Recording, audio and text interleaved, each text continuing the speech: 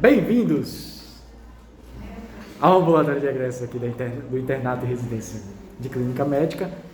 Então é o seguinte, 4 pacientes, os 4 casos diferentes e muito interessantes. Nossa primeira paciente era uma senhora que internou por um quadro de ser descompensado. Durante a internação, ela foi otimizando a terapia medicamentosa até chegar na terapia alvo. Ela já estava inclusive com dapagliflozina, ela estava com bisoprolol 10mg dia, enalapril 20mg 2 vezes ao dia, estava com espironolactona 25mg por dia e estava com forxira, que é a dapagliflozina 10mg por dia. Então, em teoria, a terapia de primeira linha, ela já estava no alvo. Ela tinha uma fração de ação de 32%, 35%, então ela tinha uma IC, fração de ação reduzida, que ainda estava sintomática, mas calma. Significa que ela começou agora a terapia medicamentosa. Provavelmente, com o acúmulo, com o passar do tempo, tomando a medicação direitinho, ela vai otimizar um pouquinho mais. Só que ela tem um cateterismo que veio com fração, tudo normal, apesar de estar com a fração de ação reduzida. Então a gente fala assim, a principal causa etiológica da IC é miocardiopatia isquêmica. Se a gente tem um cateterismo que vem negativo para a isquemia, então a gente já fica tranquilo para a causa não isquêmica. E a gente vai procurar as outras coisas. Como ela já fez um ecocardiograma também, ela já afastou a etiologia valvar. Então a gente já fica com menos opções, para a etiologia. Porque se eu não sei qual é a etiologia, fica difícil até que eu saiba tratar adequadamente a etiologia para que eu possa reverter. E aí, ela tinha no eletrocardiograma sobrecarga de ventrículo esquerdo. Ela tinha os índices, as massas ventriculares a massa ventricular um pouquinho aumentada e o diâmetro do septo e da parede posterior também mais aumentados, o que mostra uma possibilidade de ser uma miocardiopatia hipertensiva. A pressão dela estava 14/9. Então, se ela já está com terapia de primeira linha otimizada, com enalapril e espironolactona, que são antihipertensivos, e de repente ela ainda está hipertensa e sintomática, a gente passa para a segunda linha de tratamento lá embaixo, que seria se ela tivesse taquicárdica, que ela não estava, ela estava com frequência cardíaca de 61 batimentos por minuto. Se ela tivesse taquicárdica, eu poderia, se ritmo sinusal, adicionar ivabradina. Se ritmo de fibrilação atrial, adicionar digoxina, um digitálico. Mas como ela estava com frequência cardíaca ok, eu não vou mexer nisso. Como ela estava sintomática ainda e hipertensa, a gente pode adicionar a hidralazina e o nitrato. Então, se o paciente tem hipercalemia ou lesão renal aguda, eu substituo o IECA pela hidralazina e nitrato. Como ela já estava tudo tranquilinho, ela não tinha disfunção renal, não tinha hipercalemia, mas ela ainda estava sintomática e hipertensa, ao invés de colocar uma lodipino, que não mexe nada na IC, por que não colocar hidralazina e nitrato, que melhora a IC e são medicações antihipertensivas, certo? Então foi isso que a gente fez, a gente está aguardando consulta lá no ambulatório de insuficiência cardíaca e ela vai seguir em frente, ela estava bem melhor do que durante a internação. Nossa segunda paciente era uma senhora que veio com, olha só, senhora hipertensa, dislipidêmica, tabagista, diabética, que de repente chega aqui com dor epigástrica, com dor torácica, que a gente não tem tanta caracterização, mas com sudorese, diaforese, tudo mais.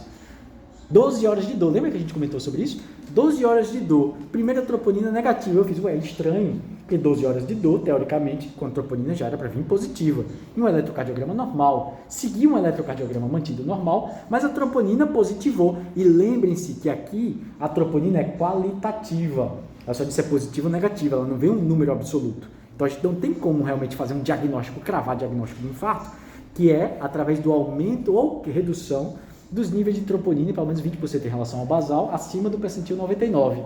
Tem como fazer isso? É positivo ou negativo? Não tem.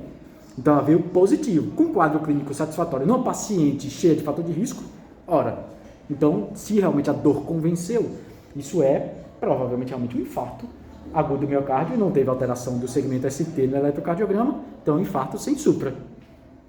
Demorou para poder fazer essa questão da transferência, enfim, acabou não estratificando durante a internação, virou, queira ou não queira, um ataque estável, uma doença arterial crônica, estável, e aí seguiu para fazer um cateterismo eletivo, para estratificar as coronárias dela.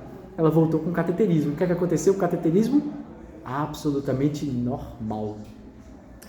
Eu não sei como é que foi a caracterização da dor dela, mas imagina, um paciente cheio de fator de risco com dor no peito, realmente a conduta tem que ser essa, Às vezes ela fez uma hipertensão, às vezes ela fez uma dor torácica e não cardiogênica, e por conta da dor, às vezes aumenta a troponina, enfim, por causa da pressão. Então, não sei realmente o que aconteceu na época. O fato é que ela tem um documento, que é o padrão ouro, mostrando que as coronárias dela estão isentas de processo aterosclerótico significativo. Agora, ela é hipertensa, dislipidêmica, tabagista, ex-tabagista, né? Enfim. Só lembrando que ex-tabagista ou ex-etilista é um tempo de pelo menos 6 meses de abstêmio. Então, ficar sem o uso, pelo menos 6 meses, para a gente dizer que é ex alguma coisa, né? Tá? Mas, apesar de todos os fatores de risco, ela tem um cateterismo normal. Só que ela tem que controlar o diabetes dela, né? Que ela fez uma ponta de dedo com glicemia aí de 500 e lá vai. Certo? Então, como ela estava tudo tranquila, ela pode seguir controle de fatores de risco e ela vai seguir também com um ambulatório de endocrinologia para poder acompanhar essa questão de diabetes dela que está bem desregulada, que é o principal agora para ela. Nosso terceiro paciente, um senhor de 65 anos, com vários fatores de risco também, só que várias internações prévias por ser descompensado. Com ascite, edema de membro inferior. Ele entrando aqui, a gente viu ele a 90 graus com turgência jugular importante, né? Então, turgência jugular a 90 graus significa que ele está realmente bem hipervolêmico e as pressões do átrio direito estão bem elevadas. Fez um ecocardiograma. No ecocardiograma, o que é que tinha? 18% de fração de ejeção. Com insuficiência da válvula mitral importante, insuficiência da válvula tricúspide importante. O que é que significa isso? As válvulas semilunares, as válvulas atroventriculares, as válvulas semilunares, aórtica e pulmonar, elas têm um anel fibroso. Então, geralmente, o coração cresce, mas como ela tem um anel fibroso, ela se mantém mais ou menos no mesmo molde. Ela não dilata tanto. Mas imagina o seguinte, as válvulas atrioventriculares, que são a tricúspide e a mitral, elas estão coladas no músculo. Tem uma parte tendinha lá, mas é um músculo. Se o músculo cardíaco dilata, olha só o exemplo, né? Imagina essa porta, o arco da porta, tá vendo esse arco da porta aí? Tá vendo? Aí, de repente, a parede puxou, o arco da porta puxou também. A porta é tijolo, a porta tem o mesmo componente da parede? Não. Se a porta ficou do mesmo tamanho, o que é que vai acontecer? Vai ficar um buraco entre o arco da porta e a porta? Não vai escapar alguma coisa aqui? Se eu tiver cheio de água aqui dentro dessa sala, não vai escapar? Isso é uma insuficiência dessa porta funcional. Era problema da porta? Não, às vezes a porta está direitinha. Só que o problema é que dilatou a estrutura que está segurando a porta e gerou um buraco entre a porta e a estrutura. Então isso é insuficiência funcional, seja da válvula mitral, seja da válvula tricúspide, e é provavelmente a etiologia dessa insuficiência desse paciente. Ele tinha insuficiência mitral e tricúspide importantes, provavelmente por tracionamento. Ela tem, olha só, aí tudo é sequencial. Se ele tem uma insuficiência mitral importante, volta o sangue para o átrio esquerdo. Voltando o sangue para o átrio esquerdo, aumenta a pressão dentro do átrio esquerdo. Aí eu tenho que aumentar a pressão dentro da artéria pulmonar para poder seguir o sangue para lá. Aumentando a hipertensão dentro da artéria pulmonar, eu vou ter uma disfunção do ventrículo direito. Dilatando o ventrículo direito, eu volto o sangue pela tricúspide para o átrio direito, aumenta a pressão no átrio direito, é exatamente isso que ele tem, um IC direito. Consegue entender? Tá? Então, o que é que ele precisa? Ele precisa ver se existe a possibilidade ainda de intervenção. Porque, às vezes, ele já tem uma hipertensão arterial pulmonar fixa. E eu vou tentar operar e não vai ter jeito. Muitas vezes, ele tem um risco cirúrgico elevadíssimo. Imagina trocar a válvula mitral desse paciente. Então, a gente tem que compensar ele clinicamente. A gente pediu para ele fazer 2 ampolas de furosemida ali no pronto-socorro. A gente otimizou a terapia medicamentosa dele, principalmente com vasodilatador, enalapril e tudo mais, para poder ver se compensa, para poder saber se existe a possibilidade de operá-lo. E outra, além da insuficiência mitral, ele deve ter algum componente também de doença arterial coronária. Ele deve ter, porque ele já tinha uma progressão lenta da onda R da parede anterior, que a gente viu dentro da última internação. E a gente já tinha também, na tomografia que ele fez, a gente viu que tinha calcificação no leito da artéria coronária descendente anterior.